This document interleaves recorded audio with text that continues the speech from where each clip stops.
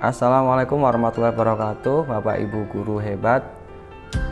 Pada kesempatan kali ini saya akan membagikan praktik baik penyusunan modul proyek penguatan profil pelajar Pancasila untuk guru SD sekecamatan Batang yang dilaksanakan oleh komunitas guru pembelajar atau TASGULA, yaitu salah satu komunitas belajar yang berada di Kecamatan Batang, Kabupaten Batang, Jawa Tengah. Program ini terlaksana berkat kerjasama antara pengawas Wil Bidik Kecamatan Batang, K3S SD se-Kecamatan Batang, dan juga komunitas guru pembelajar. Tujuan dari kegiatan ini adalah memfasilitasi rekan-rekan guru di Kecamatan Batang agar mampu menyusun sendiri modul proyek penguatan profil pelajar Pancasila. Kegiatan ini dilaksanakan selama 2 hari dari tanggal 14 Oktober tahun 2023 dan tanggal 16 Oktober tahun 2023. Kami melakukan persiapan untuk kelancaran dari program pendampingan ini. Pada tanggal 4 September 2023 kami sudah melakukan kegiatan koordinasi untuk penyusunan modul. Pada tahap awal kami memberikan pertanyaan pemantik mengenai apa yang rekan-rekan kami pahami tentang proyek penguatan profil pelajar Pancasila. Jawaban dari rekan-rekan kami kumpulkan untuk menjadi bahan refleksi bersama tentang sejauh mana kemampuan awal dari rekan-rekan guru dalam memahami proyek penguatan profil pelajar Pancasila. Berdasarkan hal tersebut, kemudian kami menanyakan juga kendala-kendala yang selama ini dihadapi saat rekan-rekan guru menyusun modul ataupun menyusun proyek penguatan profil pelajar Pancasila. Ternyata masih banyak sekali kendala-kendala yang dihadapi, mulai dari mana proses ini akan dilaksanakan, dari mana mengawalinya, bagaimana cara menyusun modulnya. Itu semua adalah beberapa permasalahan-permasalahan yang umum dihadapi oleh rekan-rekan guru. Proyek penguatan profil pelajar Pancasila merupakan proyek lintas disiplin ilmu yang kontekstual dan berbasis pada kebutuhan masyarakat atau permasalahan di lingkungan satuan pendidikan. Selanjutnya, kami juga mempersiapkan dokumen-dokumen yang dibutuhkan untuk menyusun proyek penguatan profil pelajar Pancasila.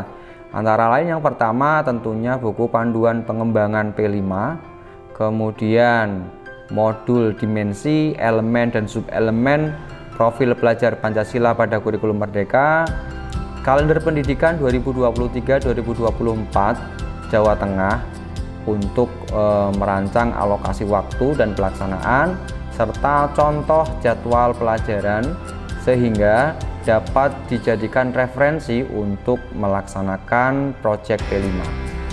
Dokumen-dokumen tersebut kami jadikan satu dan para peserta kami persilahkan untuk mengunduh dokumen tersebut pada tautan yang sudah disediakan. Nah, pada pembahasan awal kami menyampaikan tentang langkah-langkah dalam menyusun proyek P5. Diawali dengan langkah pertama, kami menyampaikan bahwa langkah yang paling pertama dan utama dalam menyusun proyek tentunya membentuk tim fasilitator proyek penguatan profil pelajar Pancasila pada setiap satuan pendidikan. Sebagai contoh, kami menggunakan tim fasilitator dari SD Negeri Perorangan 5. Dengan pemberian contoh ini diharapkan rekan-rekan guru yang hadir ini mempunyai inspirasi untuk membentuk tim fasilitator di sekolahnya masing-masing. Setelah selesai membentuk tim fasilitator di sekolahnya masing-masing, maka dilanjutkan dengan tahapan yang kedua, yaitu mengidentifikasi tingkat kesiapan satuan pendidikan. Pada tahapan ini, kami mengajak rekan-rekan guru untuk mengidentifikasi kesiapan satuan pendidikan dalam melaksanakan proyek P5. Cara mengidentifikasinya dengan cara kita melakukan refleksi seberapa banyak pendidik yang pernah melaksanakan pembelajaran berbasis proyek. Apabila belum ada atau masih di bawah 50% rekan-rekan guru di satuan pendidikan yang melaksanakan proyek dalam pembelajarannya, maka sekolah tersebut masih berada pada tahap awal. Refleksi selanjutnya dengan cara menanyakan apakah proyek sudah terjadi lintas disiplin ilmu. Apabila belum, tetapi sudah terbiasa melaksanakan pembelajaran berbasis proyek, maka sekolah tersebut berada pada tahapan berkembang. Jika sekolah sudah memiliki sistem yang mendukung pelaksanaan pembelajaran berbasis proyek dan sudah ada keterlibatan dari mitra, maka sekolah tersebut sudah berada pada tahap lanjut. Tahapan yang ketiga dalam menyusun proyek adalah merancang dimensi, tema, dan alokasi waktu proyek penguatan profil belajar Pancasila.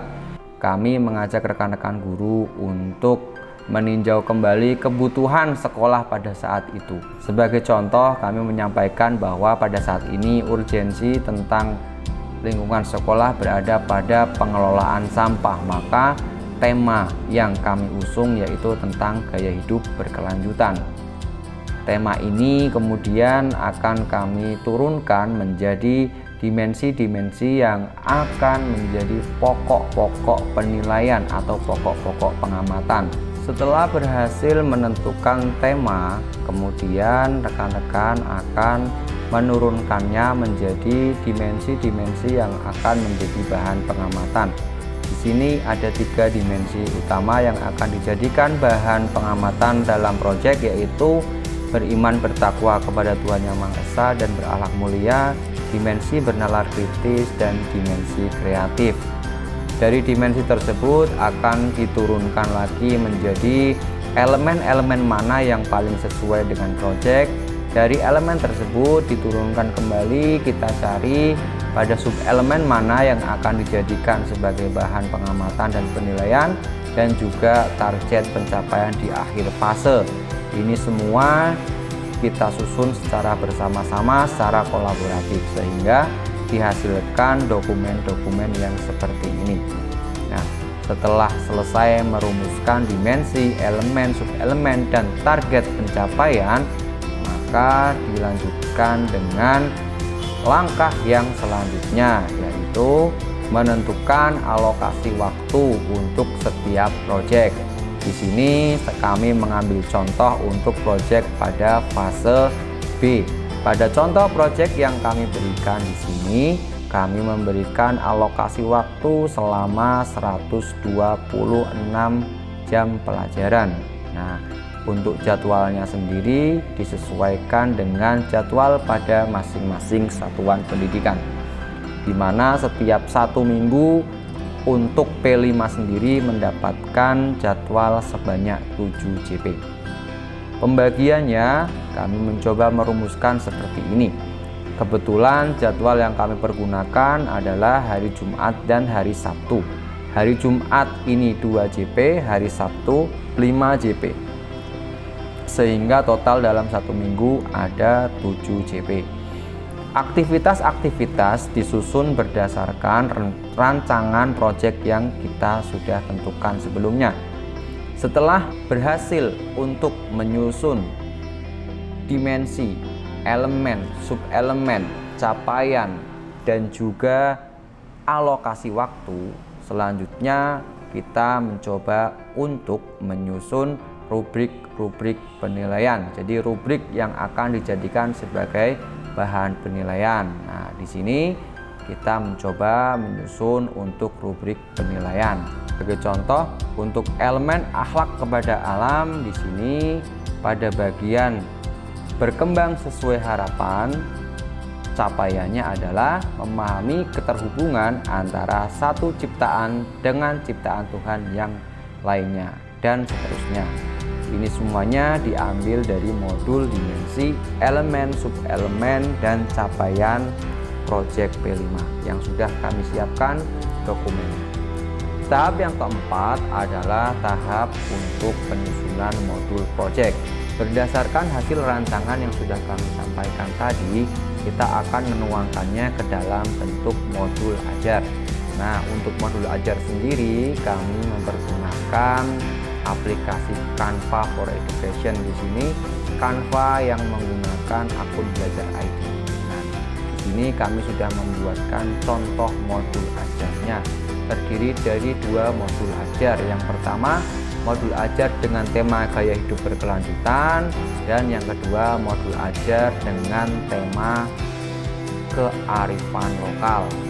Pada tahapan ini kami mensimulasikan bagaimana menyusun modul ajar berdasarkan perencanaan yang sudah kita susun pada tahap sebelumnya, mulai dari identitas modul, kemudian relevansi proyek bagi sekolah, tahapan-tahapan dalam proyek. Di sini kita menggunakan 4 tahap: tahap pengenalan, kontekstualisasi, aksi, dan juga evaluasi dan refleksi. Dimulai dari aktivitas 1, melakukan asesmen diagnostik.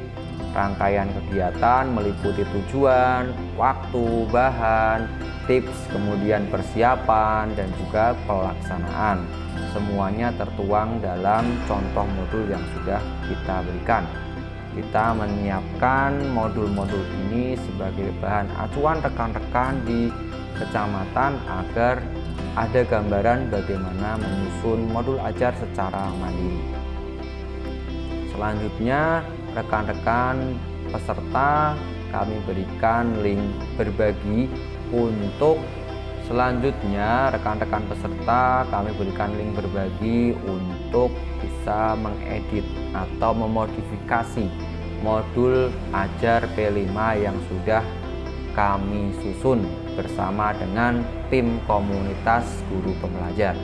Nah, kurang lebih seperti ini untuk modul ajar yang kedua tentang permainan tradisional, tema kearifan lokal. Langkah yang kelima yaitu merancang strategi pelaporan hasil proyek. Nah, di sini kita menggunakan aplikasi Excel. Di sini laporan hasilnya kita mencoba untuk menyusun secara mandiri.